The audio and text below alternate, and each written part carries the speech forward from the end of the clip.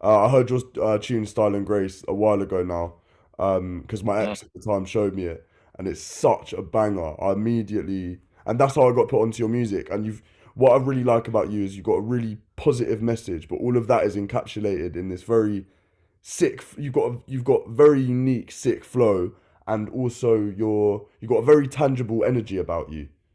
I tangible fam. I break that one down, cuz. Trust me, they can never take my shine. When I come through with a mic on stage, shut up shows and I can't raise. They know I got the style and grace. When I come through So with a let's just to start off. How have you been during lockdown, man? How's that been for you musically? Yeah, man, it's been interesting, man. I mean, lockdown. I mean, when it started out, it was hard, man. I can't lie, man. Like, I'm someone who likes being out and about, man. I like going shows.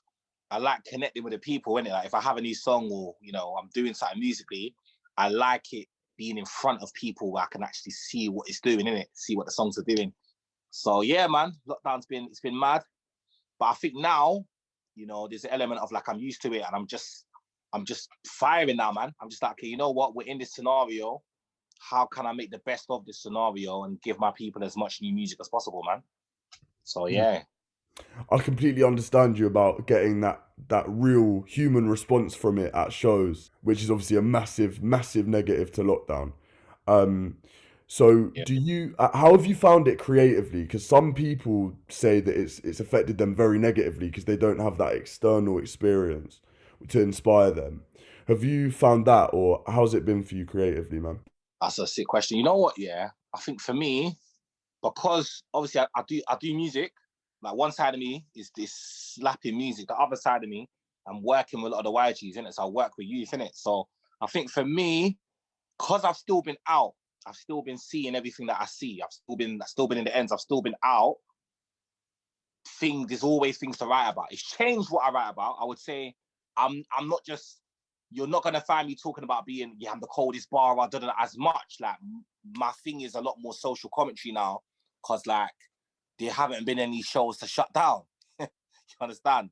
So a lot of it, is taking like a lifestyle turn in it in terms of what I spit about. Okay, and what was it? Do you think that made you start talking more about social commentary? Because I've noticed that you say a lot of really interesting things in your songs. For example, when you talk about that you're from a place where people I forgot exactly what the line was, but where you spray Yeah, yeah. corn. No And purpose. You don't purpose if yeah, it yeah, gets. I'm yeah. sure. Yeah. Which is really interesting. It's very rare that you hear that kind of depth. So, what do you think it was that made you start talking about those kind of things more? You know what I think, as an artist, it's important that I'm as authentic as like I could be as authentic as possible. So I think really and truly, that's always been there, isn't it? It's always been there.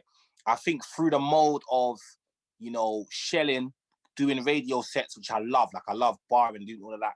I think the mode doing that, it doesn't always allow you to really enter that level of depth. Because if I'm spitting for shelling purposes, I just want to gas people up. I want to just talk about me being cold or say things that make people get gassed in that sort of way. But then when I'm coming away from that now, I'm thinking a lot more about my legacy, man. I'm thinking, right, I want to build a legacy, man. Like, obviously, man's not been in the game for long, but I'm thinking, I want to build a story. So let me talk about my truth. Let me talk about what I see around me. Like, do I see what's around me? Like, is it always gas or am I seeing madness in it? So that's why that comes through my lyrics because a lot of the time I am seeing madness. So yeah. Yeah, I completely get you about spitting for shelling purposes. In your set in Pyro Radio, you do have deeper bars in there, so you can incorporate both elements, which is really Mm-hmm. good. Yeah. So you said before that you work with the youth. So what is it that you do with the youth?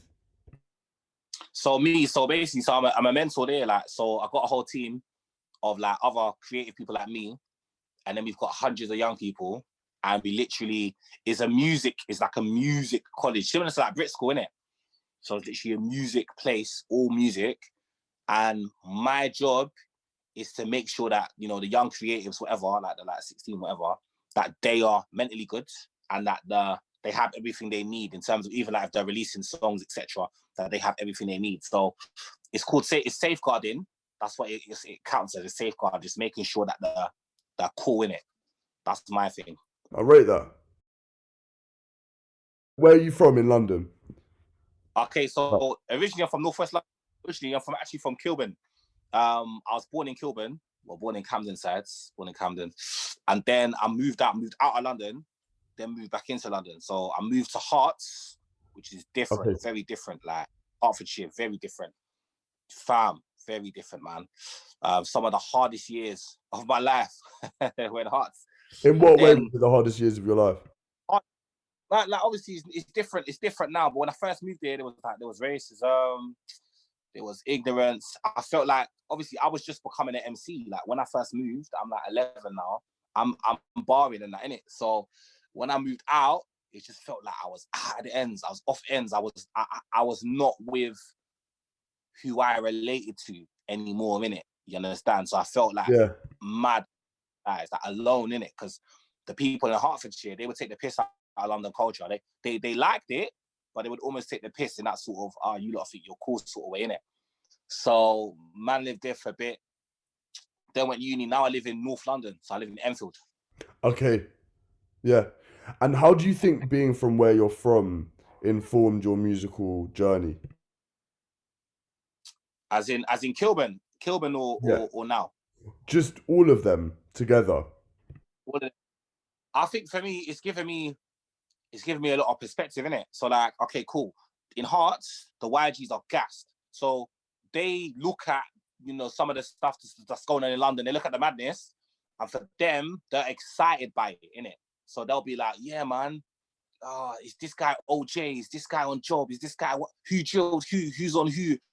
Like, they're excited, but they're far removed from it, innit? So I think that informs me where I'm able to write from a place of, yo, people on the outside, this stuff is real life. Like, you guys need to fix up because you're talking about real life here. So that's how it impacts my writing there. But then, like, being from Kilburn, it just made me a shellers, innit? Like, I grew up, like, we had Fleur-de-Dee. Fleur-de-Dee was famous.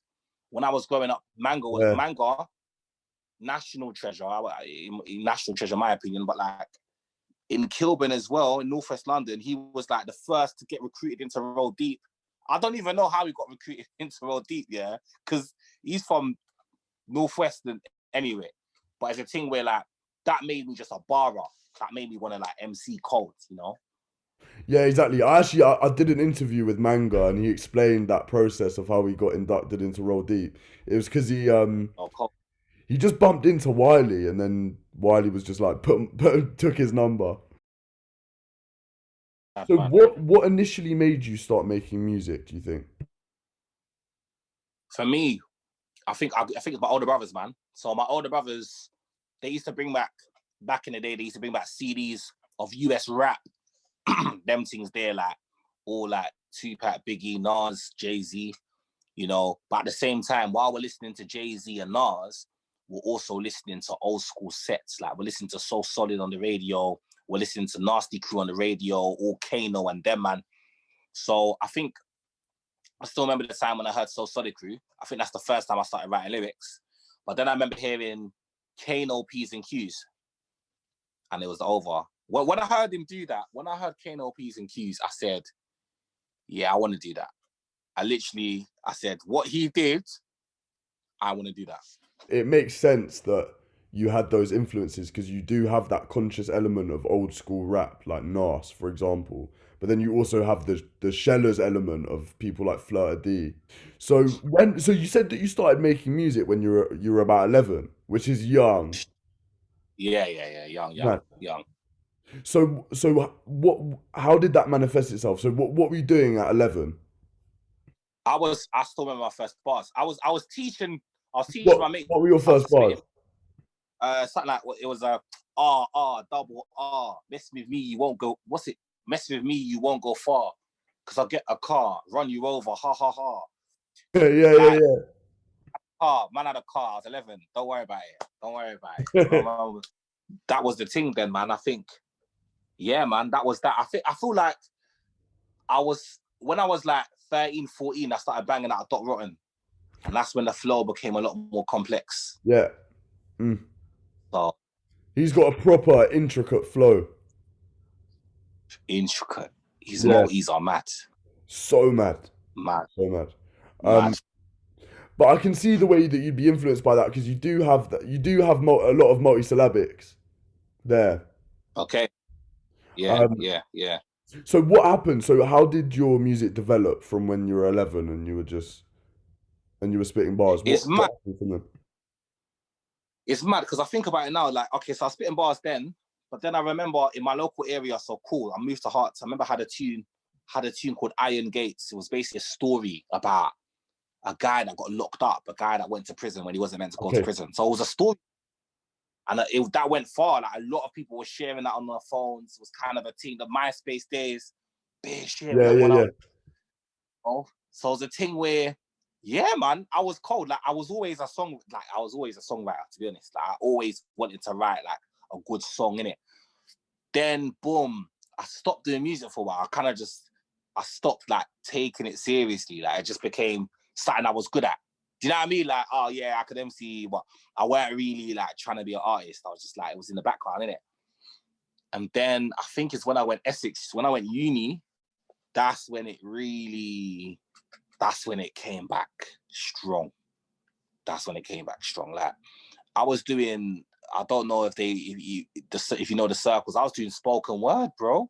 I was doing poetry and them things there. That's what man was doing. I was doing all spoken word, no grime, no MC and nothing. Then I remember going on Twitter and seeing this grime cypher thing that was going on like 015. And I thought, I have bars. So I jumped in. And from there, people knew I was cold. Like, I think people just thought, oh, this guy can spit. Then I started going radio, and yeah, man, the rest is history, man. Sick. And spoken word is such a good basis to have Yeah, it's cold. music. How do you think that doing spoken word influenced you musically today? Bro, madly. I feel like, spoken word, it helps me in terms of like painting pictures, fam. Like, the whole thing of like, okay, cool, using your words to paint a picture. It's mad. Because for me, that's how I write. Like, some of my tracks are very obvious, and then some of them are very poetic. Like, this thing I just dropped now, Strikers, that's poetic. I'm not really saying what I'm saying, but I'm saying it. You understand? And there's that whole thing of like, spoken word allows you to do that, man. Just be poetic with it. The whole thing of like, if I look at Strikers and say, okay, they want to chat about war. Now I pick up my pen and score. Hear my sound of the looking in awe. Where did the sound come from? That's raw. Add two and two, man, I came to the fore. They don't pattern like this no more. The whole thing is like, okay, it sounds cold. But if you break it down, when I'm saying like add two and two, man, I came to the fore, I'm saying I've came to the forefront. Like, it makes sense that I've come to the forefront now. You understand? There's a lot more to it. There's a lot more layers to it. You understand? So I think that's what spoken word does, man. It makes your writing more layered, By the way, the background, yeah, it's because I typed in bliss.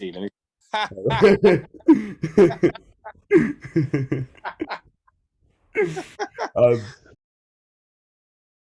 I think spoken word is such a cold basis to have to go on to make tunes. And what made you start doing sort of like grimy bars, but on drill beats? Because that's what I love about it. I love the fact that it's on a drill-ish, like not drill, but a drill-ish beat.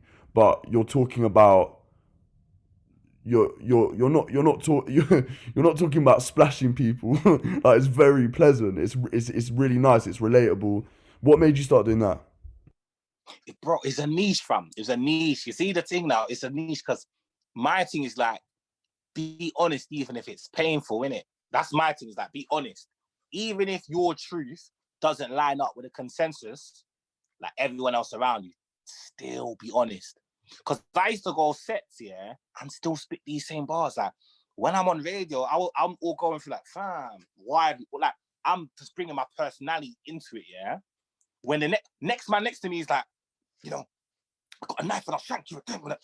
And then I just come through like, when I'm on the bed and like, yo, still got come through with suave, innit? And there's a thing where what I clocked is like, authenticity is your superpower, because if people don't know what you're saying, they feel what you're saying, innit? So my thing is that if I'm brutally honest in my lyrics, people will feel it. Whether they agree or not, don't matter. That's not my job, innit? Whether they agree with the lifestyle, don't matter. But if I rap from my core, then people will resonate with it. You see me?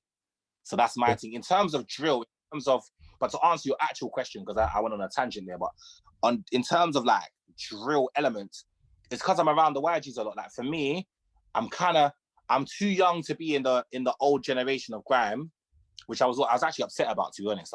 Sometimes I wish man was older, like, so man could have been, because I would have been, but it's a thing where I've realized, nah, man, everything's for a reason. So I work with a young lot, and the reason why I use drill is because they take in what I'm saying because of that. So for them, if they hear an old school beat, they don't care, innit? But if they hear drill beat, now they're listening. And I can say whatever I want to say, and they'll take it in. You understand? So that's why I spit on drill, because oftentimes I'm chatting to YGs in my songs. So yeah, man. That's something that I can so highly relate to, because I remember I used to go to sets, yeah, and people would be talking about like stabbing people, whatever, and then I would come on next, and one of my lyrics is "Style, yeah, got that," and I don't give a shit that you shot packs. And this is like, bear in mind, this is straight after the next guy who was chatting about that. Do you know what I mean? And then I clocked mid bar. I was like, oh shit, bruv. Like, imagine, do you know what I mean? I actually just said that. You know what I Yeah. mean? It's like, Nerf with your friends is the only time that you've ever burst off a skeng. It sounded like I was parring the last guy. So that's something that I can really relate to. No, I appreciate that, man. But yeah, it's just mad that, because it's very similar, and I think that's one of the reasons why I really relate to you as an artist, and why I had such a strong reaction to your music. And that's interesting that you're talking about that you were pissed that you weren't old enough to be a grime older, because you do have that there is something about you which seems very experienced. Like, you're very seasoned with what you do. You've got it's very, very patterned. Yeah, you're perceptive. What was it about university that made you want to do music again? I felt like I was in London again, man. I think that's what it was, man. When I went back to uni, I felt like I was in London again. I was surrounded by Londoners, and a couple people did music at uni. I think I did it secretly though, because my people at home, my parents were not back in music at all. So I used my money, made a studio. Then I started getting clients who started coming to my studio at uni. And so then I was like, okay, I'm recording people, but I want to spit.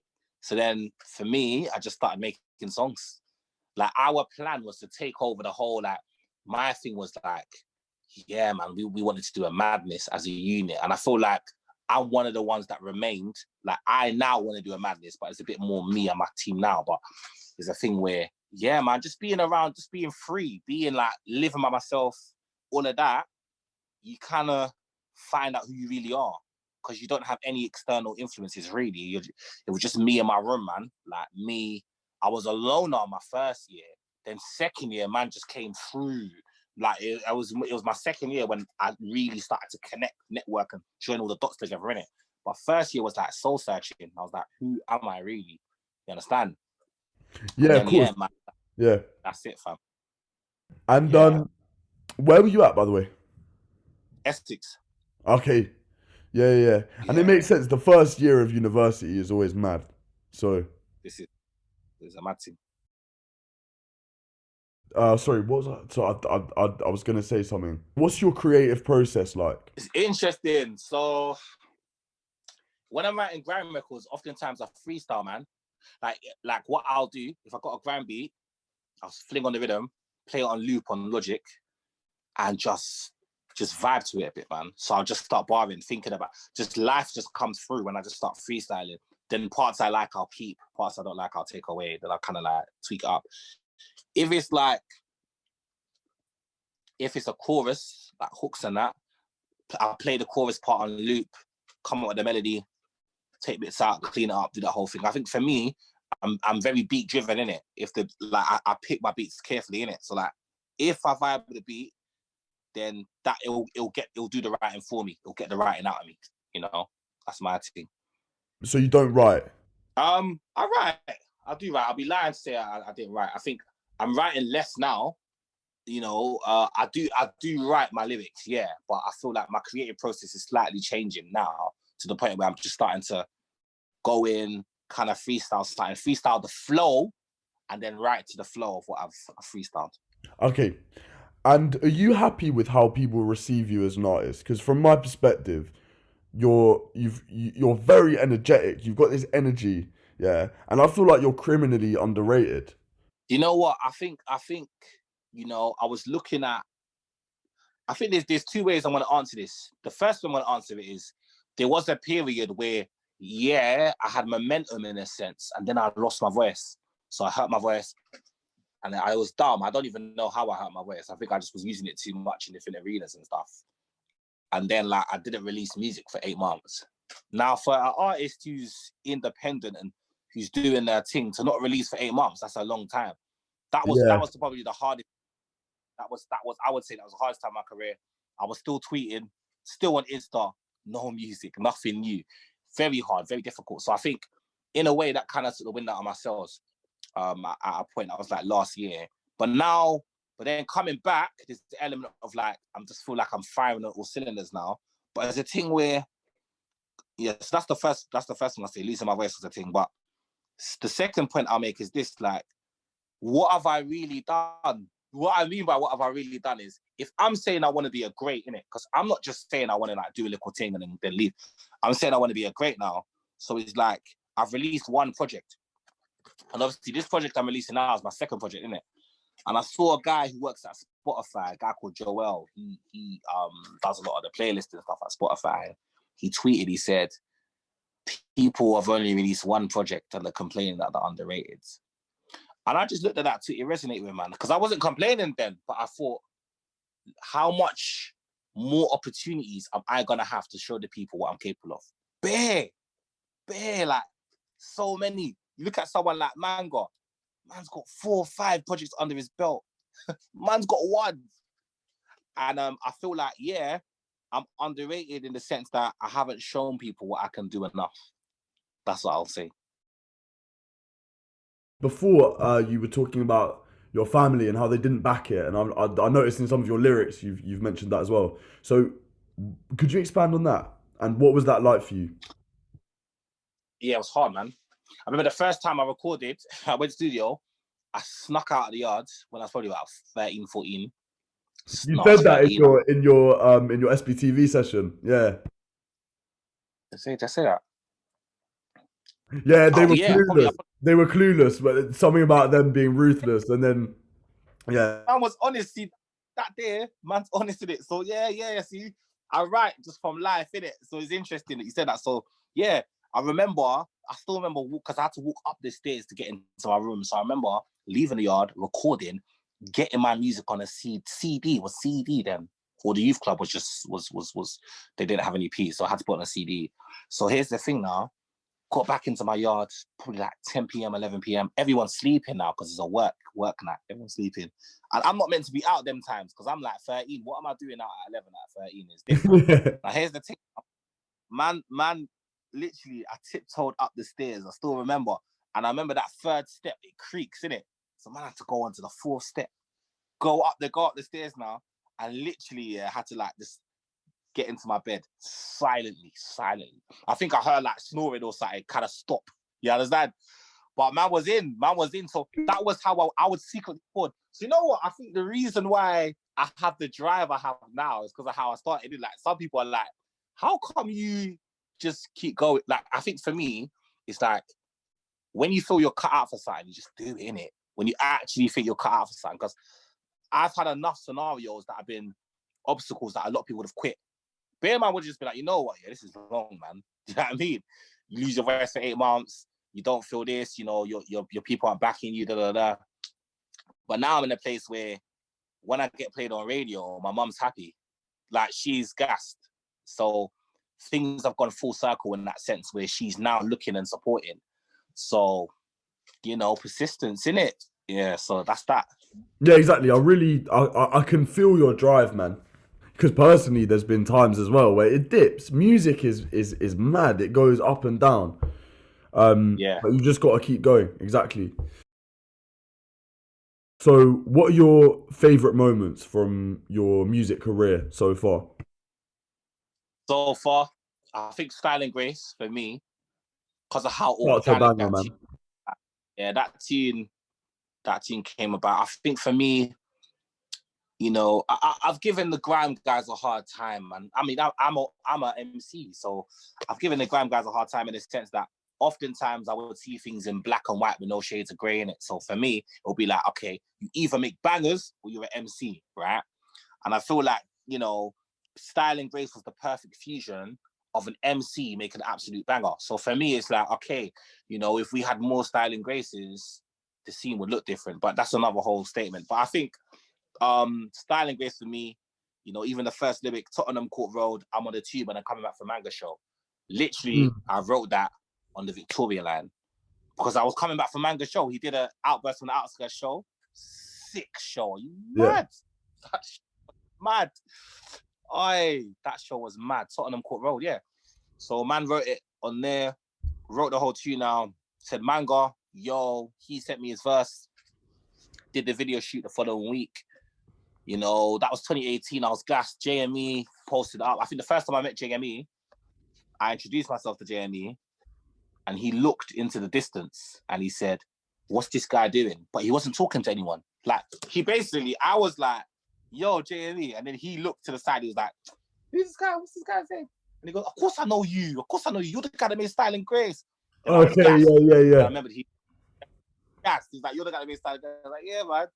But the thing where that was a moment for man. I feel like Style and Grace was like the start of my artist career in that sense, I would say, in terms of me as an artist. I think that's when people really took man in. And then I would say second would be, I think, Finding My Way for me. I did a song called Finding My Way. Yeah. And I was able to show people a bit more what I could do on the melodic side, a bit more what I can do, how versatile I am. And I think the third would probably be, because I'm not even talking about shows here, which is interesting, because I'm not even talking about shows. I did do like a show last year that was pretty sick. I think the third one would probably be when I made Ruffian. I made a song called Ruffian, because it was just me having fun. I think with that one, like usually when I'm flowing, da-da-da-da-da. That one, I got on the phone to my boy, and my boy just said, yo, when I hear your songs, I want to know a bit more about you, just your story, in terms of like just your personality and your story.